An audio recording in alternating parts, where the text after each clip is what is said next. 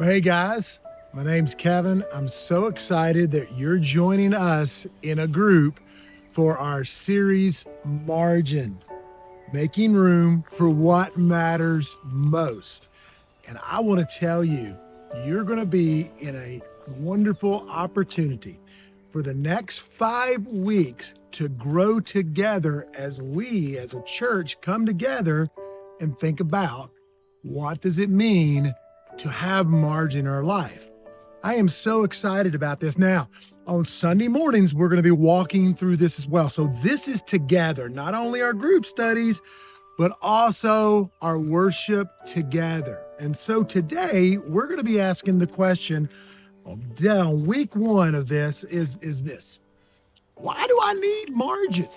Why can't I just live all out every day and not really think about the time that I need? Well, James gives us some very helpful application to this today. Here's what he says in James 4:13 through 17. Now listen, you who say today or tomorrow we will go to this or to that city. We'll spend a year there carrying on business and making money. Why, you don't even know what will happen tomorrow. What is your life? You are a mist that appears for a little while and then vanishes. Instead, you ought to say, if it is the Lord's will, we will live and do this or that. As it is, you boast in your arrogant schemes. All such boasting is evil. If anyone then knows the good they ought to do and doesn't do it, it is sin for them. So as we're looking at this, as you're getting ready to get into a group and have some discussion questions about this, let's look at some things. First thing, creating margin means we understand we have limits. I have limits. You have limits. We all have limits. Often we live like we're limitless, like we're in this life, we'll have each and every day that is just to the full and the maximal capacity you can have. And that God's just going to bless our plans along the way. And so what we're going to do is we're just going to max out everything. If we're not careful, here's what we do.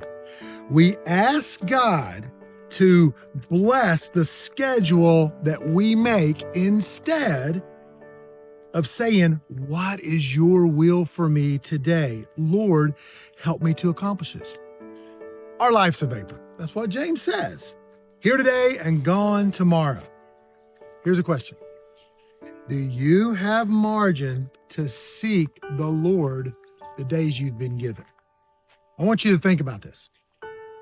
If you live to be 80 years old, you will have 29,200 days. If you have kids today, their preschool years, do you know how many days that is? That is 1,825 days. Their elementary school years, kindergarten through 5th grade, 2,190 days. Their middle school years, that's where my kids are right now, 1,095 days. Their high school years, 1,665 days. So yeah, I understand how you want to live to the very max capacity, but remember, we're finite. Here's what Kevin Young, how he describes margin. I want you to think about this. Margin is the space between our loads and our limits. That's margin. Your load and your limits. So all of us may have different loads and different limits. We've got to figure that out. So here it is, create margin. You got to understand you have limits first. So margin is the space between our loads and our limits. Now, second thing I want you to see from this is our life is not our own. Instead, we strive to do the Lord's will. So there's a better way than just living life to the full max for ourselves. There's a better way. Instead of taking the days we've been given and spending our own pleasures, here's what I think is better. We would allow our life to be lived towards the will of God, pushing into the will of God with the days that we've been given. I like what Martin Luther says about the will of man. Listen to this. The will is a beast of burden. If God mounts it, it wishes it as God wills. But if Satan mounts it, it wishes and goes as Satan wills. nor can it choose its rider. The riders contend for its possession. So here's the question. Who's got the will of God in your life? Who's got the reins? Who's got the reins in that? Okay, so here it is. Our life is not our own. Let's live it fully. Let's press into the will of God for that. And then the final thing that we want to say here is this. When we know what we should do for the kingdom, we fail to do it. Do you know what that is? It's not just a mistake. It's sin. This is what James is going to say. So how do we wrap it up? If anyone then knows the good they ought to do and doesn't do it, it is sin from them. This is pretty clear. If you've come to the realization that your life has no margin to do the good things that God desires, that's sin.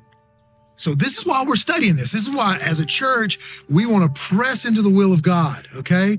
So sin is not just behavioral, it's at the heart level. So let's place our hearts on God's throne, realizing we only have a certain number of days, just a certain number of days, and cast all of our burdens on Him. Now, as you get together in discussion questions, we have provided some discussion questions with you, but also we have some devotions this week. I get to serve on a staff that is absolutely so wonderful, and some of our staff members and pastors have come together to provide 25 devotions for you this time during Margin. So if you've not made time for the Word, this is your time. Take these devotions, this discussion questions, what we do on Sunday morning, and let's get some margin together as a church. God bless you in your study today.